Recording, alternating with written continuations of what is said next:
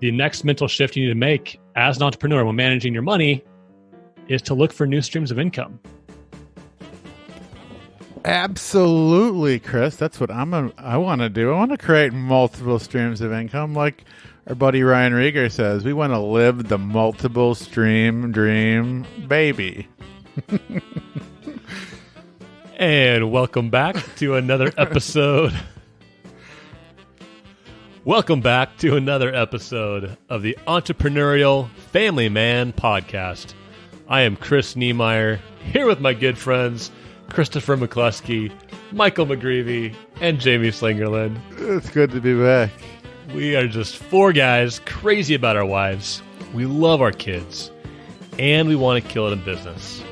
And this podcast is talking about those important domains of life. The reality is it's a safe place. There's tension sometimes that happens in that space if you're living this lifestyle. So last week we brought up this idea of managing money as an entrepreneur and 3 mental mind shifts you need to make. And we had so much good content there and a good conversation. Amazing content. If we do say so ourselves. Okay, we had a lot of audio at least. And we decided to split that up. And Jamie, can you recap what were the first 2 mental mind shifts you need to make when managing money as an entrepreneur? Yeah, so the first shift was to have profit first. And you referred to that book. I can't even say the guy's last name. It's like 300 letters, right? That's why I thought that it's like profit first. Mikhail Mokalyowitsky, something like that.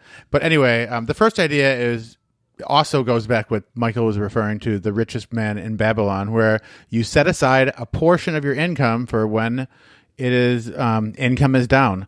So that was our first point. And then the second point was, or it wasn't a point, it was a mental mind shift. Our second mental mind shift was to save for retirement. And we use the metaphor of filling your barns for the famine. So it could be a multiple year famine. And we talked about George Bailey having to grovel at the feet of a potter, right? And so those 2 mindsets have to do with playing defense, right? And so they're reactive, where your money's coming in and we're saving money, putting it aside. So that's defensive. And then our third point is going to be offensive. Am I correct? Offensive. Yeah. I like offense. You know, back in high school, I used to be a pretty good defensive player because I wasn't very good at offense. But I like offense now as an entrepreneur. And so, yeah, point number 3 in managing money as an entrepreneur is creating multiple streams of income.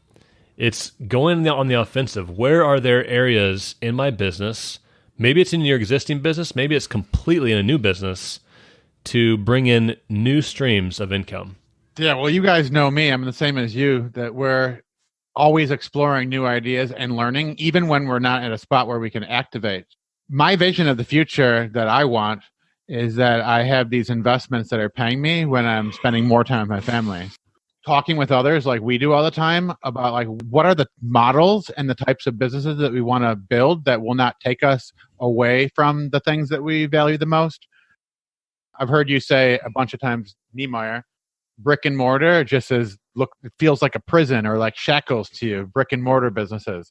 I'm thankful to hear that from friends. And I love the way that McCluskey's have built their business with PCCI, where it's all remote, not many employees except themselves, and there's 1099 employees.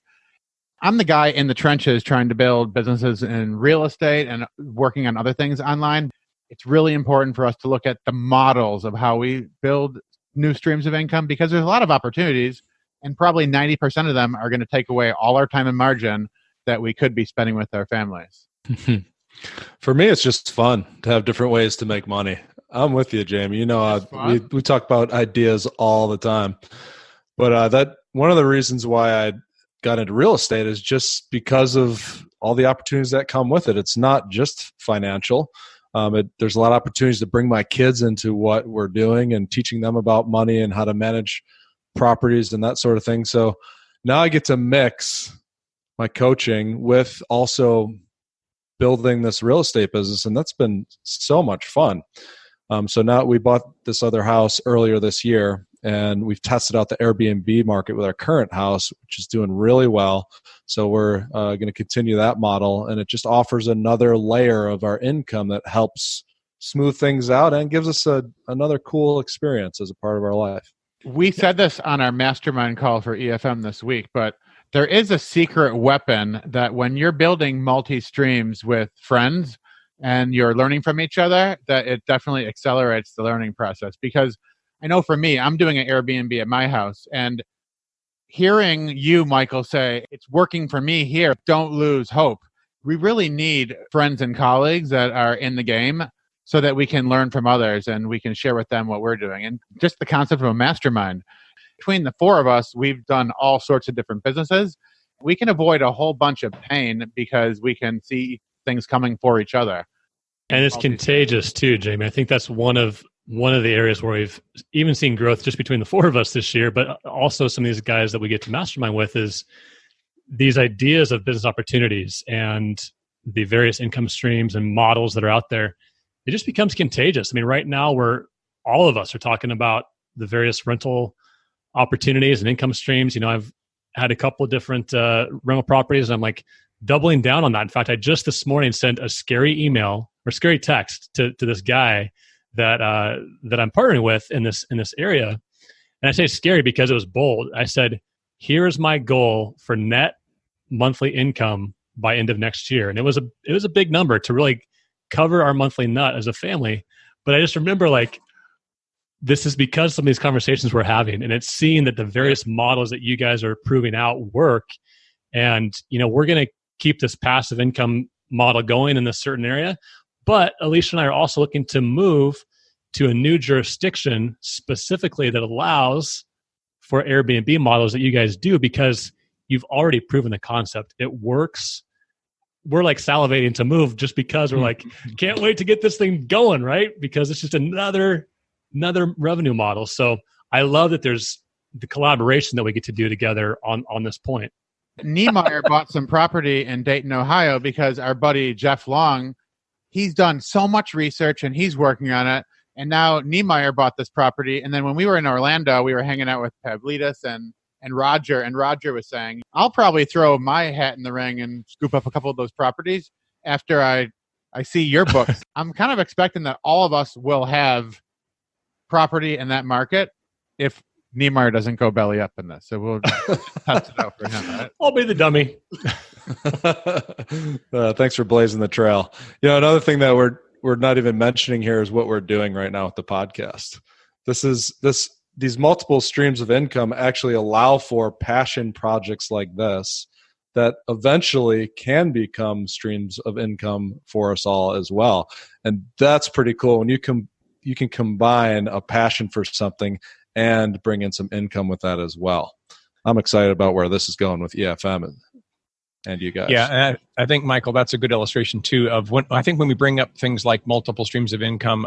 I've noticed most often we immediately go to real estate, and that is a great one. And I know we're all really high about the Airbnb and Vrbo market, but there are so many other ways, endless ways to make money. And I find oftentimes they present themselves most in the midst of what we're already doing to make money. So this being an example, this EFM podcast came out of what we were all already doing together. Now, it was through a mastermind group, but we were there because of our individual businesses. But I own 4 different businesses, and the other 3 businesses all are outgrowths of my primary business, PCCI.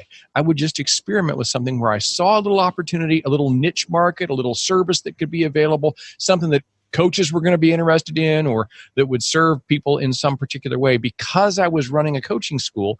And I wouldn't immediately launch another business with it. I'd just do it as a little side stream of income underneath my umbrella organization. Once I proved it out and decided, yeah, that's really got tremendous potential, well, then you separate it out as its own standalone company. But golly, I've lost track of the number of ones that I experiment with that didn't become viable businesses on their own. So multiple streams of income is a mindset that I think an entrepreneur runs their business with and gets better and better about adopting over time, because I don't care what your business is. If you are up to your eyeballs in it, working it every day and thinking about it all the time, I guarantee you there are no end to the number of other ways that you could make money in that same basic arena if you'll just think creatively.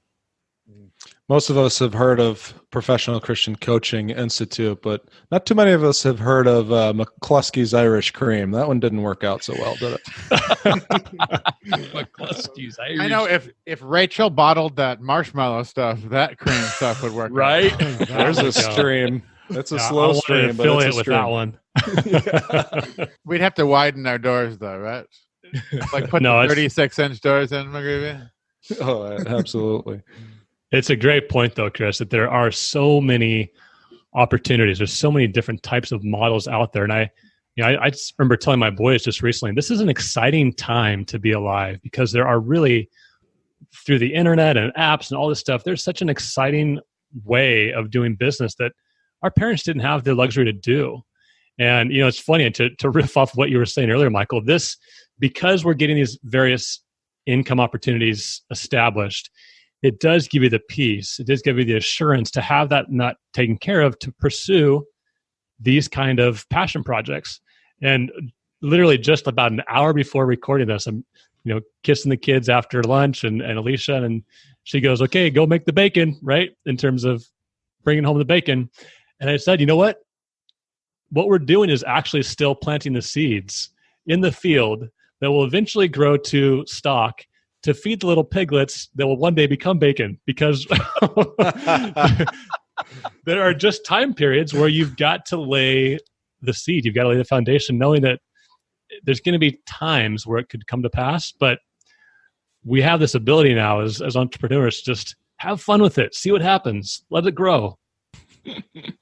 I like that, Niemeyer. I didn't know where you were going with that. I thought you were mixing your metaphors there with growing stuff and then little piglets. And I was like, no, that's right. It all stacks together. It's a great illustration of the point.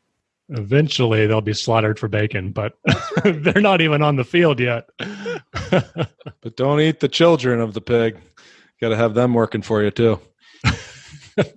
It's cool to think that our children, I just hope and pray that they go on to do things way more on a grander scale that's even creating more flexibility and freedom than we had in our early 20s. And I mean, it's taken us a long time to figure this out. And for them, they've seen it growing up. So I dare say that I think a lot of our children, based on their personalities, are unemployable because of what they're already had planted into their minds. Just today, as is often the case with me, with 7 different kids, I'm almost always having a conversation with one or more about whatever they're thinking of or already doing for income. And just today, we did the final proof on my 22-year-old daughter, Grace's book that's coming out. And I can so easily remember Grace sitting in our entrepreneurial meetings around the dining room table and saying, I'm never going to be an entrepreneur because I just don't think entrepreneurial. I can't imagine doing a business. And I just said, sweetie, you keep experimenting with and exploring what you're good at, what you're naturally wired for by God. There's ways to monetize it. We'll figure that out down the road. And here she is, our little artist, our composer, our musician, and our writer.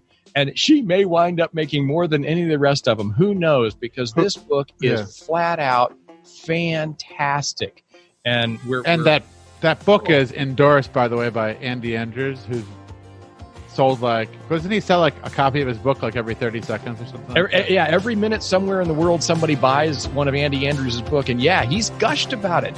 His endorsement is glowing that it's a masterpiece of children's literature. And it is a fantastic story, but really I look at that and I say, now there it is, generationally, multiple streams of income. I'm never going to write a children's book, but I got to have a hand in seeing that through my children and then help them figure out, okay, so now, the book's written, it looks great, we're ready to go to print with it. Now we got to market it. Well, we're going to hire a marketing firm here. And I was on the phone last week with New York, big New York firm looking at how to get this thing out there for visibility and all. So, yeah, definitely multiple streams, and not just through us, through these kids that we're raising. So McCluskey, you're actually like on at least 7 different corporate boards with all your kiddos. But I love that perspective of it's not even just us. It's the generational influence that we get to have as leaders in our household, as entrepreneurs, that we're trickling down to our kids that are watching, they're listening, they're seeing this life play out in front of them. And so what about you? Today we've talked about these 3 mental shifts that you need to make to manage money as an entrepreneur. To number 1, profit first, setting aside a significant amount of money to cover whatever that monthly nut is that you want. Keep it out of your normal daily family business operations. And then number 2, being prepared to weather the ups and downs, the storms that may come, to have that shift as an entrepreneur, not just the monthly paycheck or the monthly profit even, but the annual outlook of what's to come. And then thirdly, that shift of looking at various revenue streams, multiple income sources. So what about you in terms of where you want to focus? Where's the mental shift that you might need to take? Where do you need to have that conversation with your spouse to ensure that you guys both see this mindset in a different way as entrepreneurs, as a couple? And then where could you creatively look at ways to build various income streams that could position you for greater success? Thank you for listening to the Entrepreneurial Family Man Podcast. Visit efmlife.com to connect with us and others like you who are pursuing success in enterprise, family, and marriage.